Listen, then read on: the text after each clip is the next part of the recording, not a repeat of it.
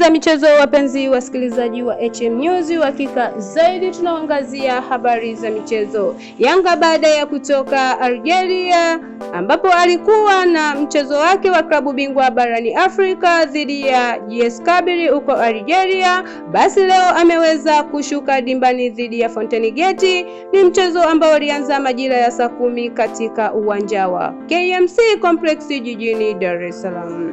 Ni ligi kuu Tanzania bara. Ni mchezo ambao uliamliwa kwa mabao 2-0 huku Yanga akiibuka na ushindi wa mabao 2 akipata pointi 3 katika uwanja wa nyumbani. Ukiangalia katika mchezo huo, Yanga alionekana kama hakuwa mchezoni, lakini kutokana na ukubwa wake Yanga aliweza kujikokota, hatimaye akaweza kupata ushindi wa mabao 2.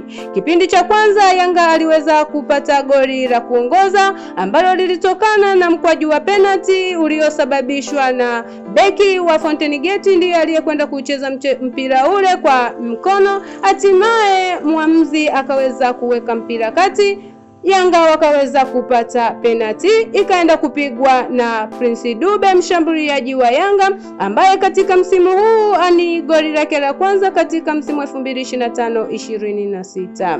Ukitaka kuangalia kuwa Yanga ni wakubwa katika michezo hii, angalia walivyokuwa wakicheza wao dhidi ya Fountain Gate. Fountain Gate walishindwa tu kutumia nafasi hii, lakini kwa kuwa Yanga ni wakubwa na ndiyo waliokuwa ni mabingwa watetezi katika ligi kuu Tanzania bara, wameendeleza ubabe wao. Goli la pili lilitokana na kiungo wa Yanga ambaye ni Pacome Zouzoua, ndiye aliyetoka benchi, hatimaye akaweza kufunga goli la pili, ubao ukasoma 2-0. Hadi dakika 90 za mchezo zikaweza kutamatika kwa mabao 2-0 Yanga dhidi ya Fountain Gate.